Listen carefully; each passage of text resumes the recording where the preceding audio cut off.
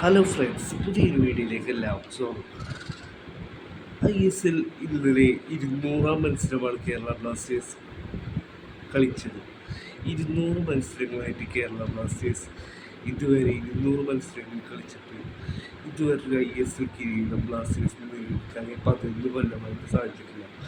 ഇന്ത്യയിൽ പേര് കേട്ട ഫാൻ ഗ്രൂപ്പായ മഞ്ഞപ്പട വരെ സപ്പോർട്ടുമായിട്ട് ഇത്രയും 11 കൊല്ലമായിട്ട് ഒരു ഹോം എവേ ഗ്രൗണ്ട് എന്നുള്ള വ്യത്യാസമില്ലാതെ എല്ലാ ഗ്രൗണ്ടിലും പോയി സപ്പോർട്ട് ചെയ്യുന്ന ലക്ഷം വരുന്ന മഞ്ഞപ്പട ഫാൻസ് പോലും ഇന്ന് ടീമിനെതിരെ രംഗത്ത് വന്ന ദിവസമാണ് കടന്നു പോയിക്കൊണ്ടിരുന്നത്.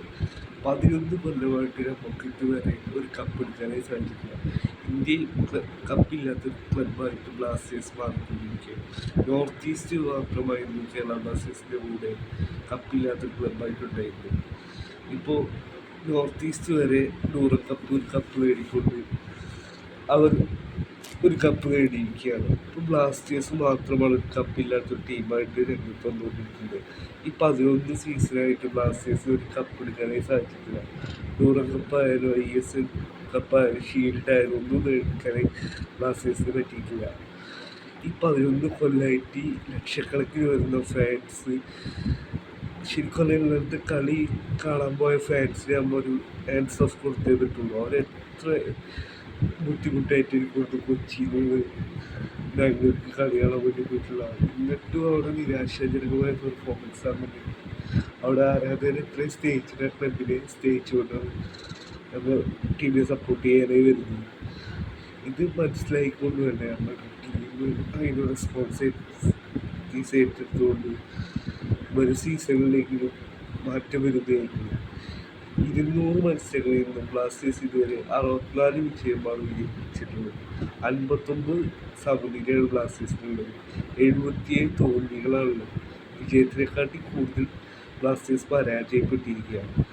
245 ഗോളുകൾ അടിച്ചപ്പോൾ 257 ഗോളുകളാണ് ബ്ലാസ്റ്റേഴ്സ് ഇതുവരെ വഴങ്ങിയിട്ടുള്ളത്. 251 പോയിന്റ്സ് മാത്രമാണ് ബ്ലാസ്റ്റേഴ്സിന് ഇതുവരെ നേടിക്കാനായി സാധിച്ചിട്ടുള്ളത്. ബ്ലാസ്റ്റേഴ്സിന് നമുക്കറിയാം ഈ സീസണിൽ ഒരു ക്ലീൻ ഷീറ്റ് കിട്ടിയിട്ടില്ലായിരുന്നു. ആ ക്ലീൻ ഷീറ്റ് കിട്ടിയത് കഴിഞ്ഞ 19 കളിക്ക് ശേഷമാണ് ഒരു ക്ലീൻ ഷീറ്റ് സ്വന്തമാക്കിയത്.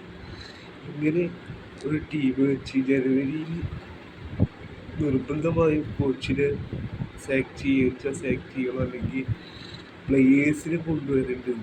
അല്ലാന്നുണ്ടെങ്കിൽ നമ്മൾ റിസൾട്ട് ഓരോ സീസൺ ചെല്ലുന്നതോറും അടിക്കടിക്ക് പോകുള്ളൂ. ഫാൻസ് കാണിക്കുന്നൊരു കമ്മിറ്റ്മെൻറ്റ് നമ്മളൊരു 100% ആണ്. ആ ഒരു കമ്മിറ്റ്മെൻറ്റിലേക്ക് നമ്മുടെ മാനേജ്മെൻറ്റ് വരുന്നുണ്ട്. അങ്ങനെയാണ് നമ്മുടെ ടീമിന് കപ്പെടുക്കാനായി സാധിക്കുന്നത്. എന്തായാലും ജനുവരി തൊട്ട് ടീമുകൾ മാറ്റങ്ങൾ വരുമെന്ന് പ്രതീക്ഷിക്കുന്നു.